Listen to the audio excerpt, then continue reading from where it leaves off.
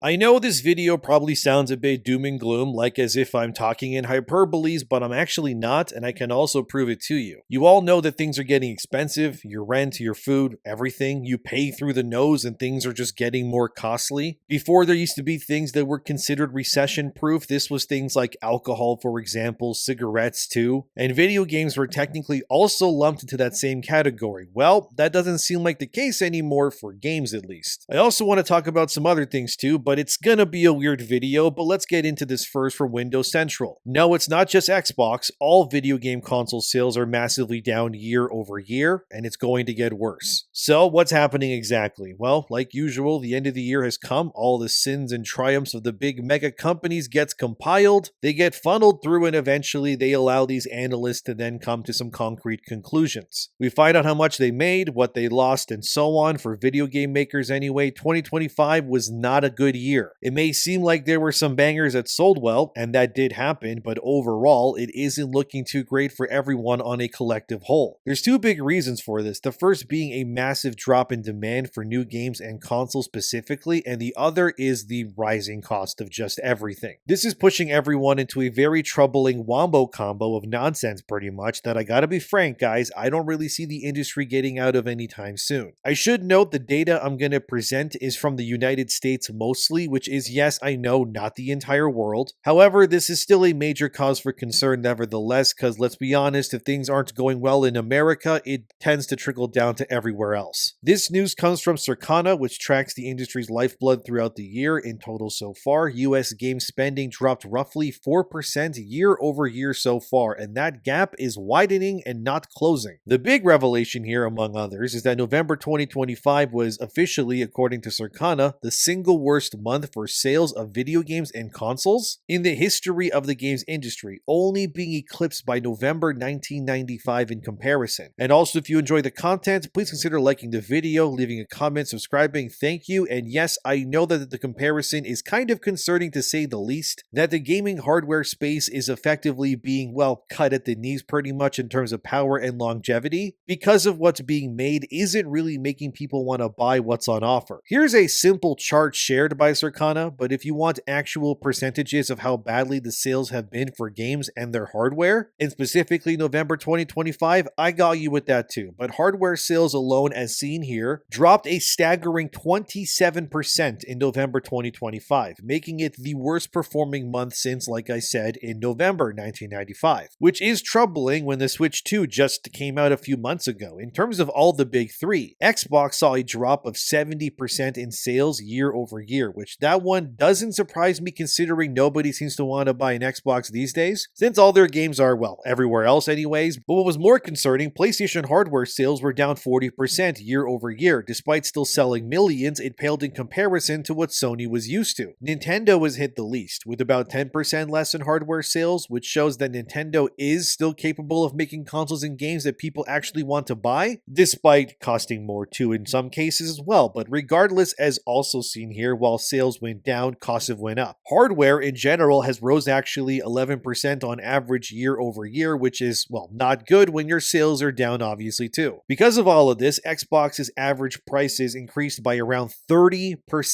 which makes a console ecosystem that people were already not really buying into even less likely now to do so. Nintendo, despite having record-breaking launches at release with Switch 2 in comparison to where the Switch 1 was in November 2017, the Switch 2 is underperforming by comparison, although again just slightly. But here's another graph to help you understand how dire things have actually gotten, that the blue bars are hardware units sold as in consoles per year, specifically in November when spending should be at their highest. And the orange line is the selling price of those consoles on offer throughout the years per November every single year from 1995 all the way to 2025. As you can see from that, November 2025 is but a fraction of the 2007-2011 era, even dramatically and drastically down compared to 2016 to 2022 even. Like, it's really bad, man. Like, it's just not good. Well, if you're in the business of selling consoles and wanting to make money, that is, then it's not. For consumers, this is probably good news actually, because largely speaking, clearly most of you, probably anyways, didn't buy a new console this month based on that data alone. The average gaming hardware was somewhere around $235 American or so to buy in 2019. By 2025, 2025, it has now rose to $439 American, now being the average, a massive increase in price, which again is why nobody is buying. In terms of physical games, that's dropped by 14% year over year, which isn't surprising really, but it's seen here subscriptions have actually rose by 16%. Unfortunately, this does make a lot of sense considering that a new game, say in Canada where I live, is about $90 or $70 American. To get PlayStation Plus for 3 months and have access to the hundreds of games and all of that, it would cost you about $70 or so for 3 months of PS Plus in Canada at least. And value-wise, it would make more sense for someone who just bought a PlayStation 5, for example, or even a PlayStation 4, to instead just subscribe to PlayStation Plus for a year, and they will objectively get way more games for less money over a year-long period than if they were to buy every single game new. That is unfortunately just the truth. I mean, you can hate subscription services all you want, but it is what it is, right? And the numbers are reflecting that. It also then brings the other worrying through line too, which is that people are opting to not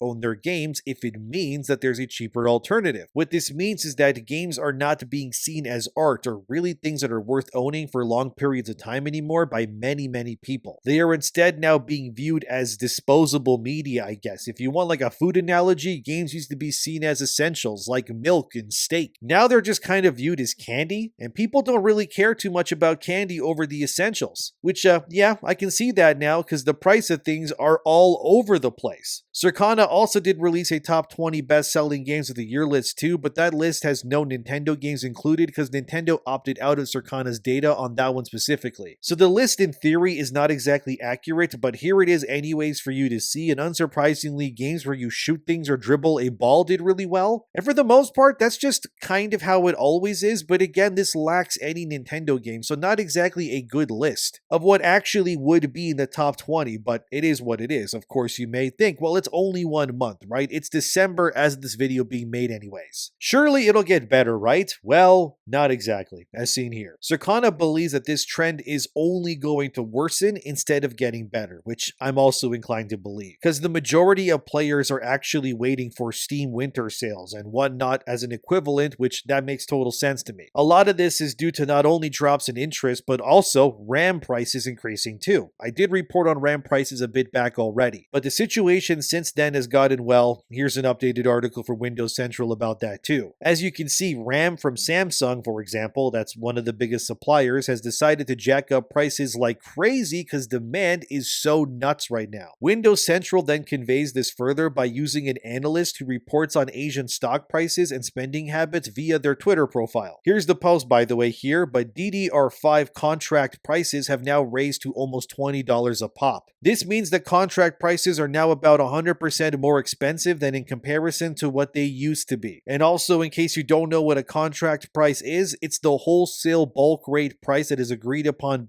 both companies in long-term agreements. So this means that everyone is paying basically twice what they used to for the exact same thing. And this obviously affects your consoles and your manufacturers too. As Windows Central reported here, Samsung alongside Micron and Hynix make up about 90% of the market share for RAM chips. And Samsung is now declaring that they have zero stock due to how high demands are due to AI and more needing these chips all of the time. What this means is pretty simple. It means that we're all going to get fleeced if we need to buy anything in the future that also requires RAM. Not just game consoles, but we're talking computers, phones, really anything that is electronic pretty much, which is, well, I don't need to tell you how much of a problem that is. Especially considering, like any industry, game makers and publishers want their graphs to show growth and not stagnation. It's not going to look good for your investors if the green line starts to turn red, because when that starts to happen, heads begin to roll. But the truth is that there is only really a finite amount of people these companies can reasonably cater to these days. And with everyone fighting over your eyeballs and especially your wallet, these companies are going to have to start getting really creative with what they do to convince you that their ecosystem is the place to play over others. But there's another big reason why this is happening. There's really no need, be honest with yourselves, that the majority of upgrades these days are frankly not required to play most games. Unless, of course, you're upgrading from like a potato computer to something more modern, the vast majority of players likely, they already have a console, or I guess a device that can play most of what they want to play already anyways. As MPFirst.com reported here, Steam even admitted that only 14% of playtime on their platform was from games released in 2025. 2025. The other 86% were from older games, which supports this too. The number has risen at least from 2023, where only 9% of overall Steam player time was actually spent on newer titles. But regardless, the vast majority of playtime is still, like always, with older games that again don't require new hardware, like I've been saying. This is another big reason why things aren't selling how they should, because how can they when there's really no reason to buy into it, right? It's really up to the companies to make you guys feel like you need something day one, even if you really don't need it. And frankly, right now, if you own a PS5 or you have a Steam account or like a Switch, you're probably good. You can play most things, you'll be fine. Sure, you could spend more money to raise the FPS a bit on your PC, I guess, but come on, with how expensive things are these days, is that really a good idea with your money? We both know the answer. I mean, it's not just consoles, it's games too. As seen here, about half or so of the games that hit Steam in 2025 had less than 10 user reviews, meaning that most games that do come out are barely even being noticed in the first place. It's actually just the top 1 or 2% really that's eating the whole pie, and everybody else is just kind of looking for scraps. The simple answer, and kind of inhuman way of putting it, is that game makers need to do better, but that's not really going to work either. The simple problem is that consumers are honestly just stuck in their ways pretty much, and there's just not much you can really do to change that most of the time. But it really doesn't surprise me much that newer games are being played less when you see how studios and even their developers tend to, well, let's be real, weaponize their games against the paying customer these days. It's becoming too often that I see developers getting into heated arguments with Twitter users publicly. It just makes me think that everything would be like better off, honestly. Maybe if we weren't just so connected like we are now, you know things are dire, however, when companies are even opting out of the best of 2025 trend too. You know how on Spotify or Apple Music at the end of the year, they do like a list of all your favorite songs and your artists and how much time you spend listening to music? YouTube did this too. Anyway, so too did PlayStation, for example, but users wondered, well, where was this for Xbox? Turns out they are doing it. And the reason, as Insider Gaming reported here, it's due to budget constraints, and no, I'm not kidding. According to Insider Gaming's info, the reason why Microsoft, a trillion-dollar company by the way, opted out of doing a best of 2025 for their paying players is because they're allocating that budget instead to make efforts to celebrate major milestones in 2026 for their games instead, I guess. Either way, this just kind of further proves how bad things are going, because when your console is selling worse at 70% less year over year, like I said earlier in the video, yeah, that's plenty of a reason why things are falling apart the way that they have. Even GameIndustry.biz had to ask the question, as you can see here, whether game prices would be raising in 2026 even further, which will obviously just widen that gap. GameIndustry.biz asked places like Ampere, LNE Analytics, and many more about their opinions on the prices increasing, most believing that it will stay stable in what it is right now, others believing that it will increase if the games require it. But one place was heavily worrisome in what these analysts said. While they didn't believe that games themselves could maybe get more expensive in the short term, there was instead actually another piece of content that was definitely increasing in price. And that was in-app purchases, like monetization, microtransactions, stuff like your skin bundles and your outfits. These are slowly increasing too in price. The reason is simple, obviously, because everything has gotten more expensive. These companies want to now squeeze as much as possible and as often as they can too. If the users won't buy new consoles or buy their games, let's just, I guess, milk the players we already have more then. Sure, that's a great idea. That's sarcasm, by the way, but that's really what's happening. These analysts also admit, as seen here, that they don't think that Nintendo will budge their prices either, mostly because Nintendo were the ones who obviously started that precedent of $80 American per game. And to pivot now back to that $70 price point would mean not only are they now admitting defeat, but they would never be able to raise prices again without massive backlash and consumer loyalty just splintering across the board. There is two big winners with price inflations and such no matter what though. The first is Steam, because Valve doesn't really have to do much to keep making boatloads of money anyways, and their overhead costs are really so minimal because the team that runs Steam is insanely small when you compare it to really any of their competition. The other big winner is unsurprisingly Nintendo, the only game publisher that is really still winning despite these lower sales. As one of the analysts who was interviewed by GameIndustry.biz said here, what that indicates is Nintendo's first-party offerings, and especially the Mario Kart series, have a deeply loyal player base, and with that level of engagement, Nintendo can afford to hike its prices. In fact, we can expect to see price hikes for the next iterations in both the Mario and Legend of Zelda series. So the analysts now believe that the next Super Mario and Zelda could be even more money. But again, Nintendo is uniquely in a position where their first-party games cannot be played anywhere else unless you pirate them, of course. So they can get away with anything pretty much because they don't pay nobody but really themselves when it comes to the sales of their first-party games that are uniquely tied to their storefront alone. Sony and Xbox don't have this luxury after going more third-party, which is why personally I think this tactic for those two publishers is already biting them faster than they probably thought. But the general consensus is that more, not less developers and publishers will now follow probably in Nintendo's footsteps with price hikes, which is not what I personally ever wanted to hear. Alinea Analytics was quoted on this by GameIndustry.biz, and they said this: Sony, Nintendo, and Xbox have all utilized the post-generational refresh period to justify price increases. Once the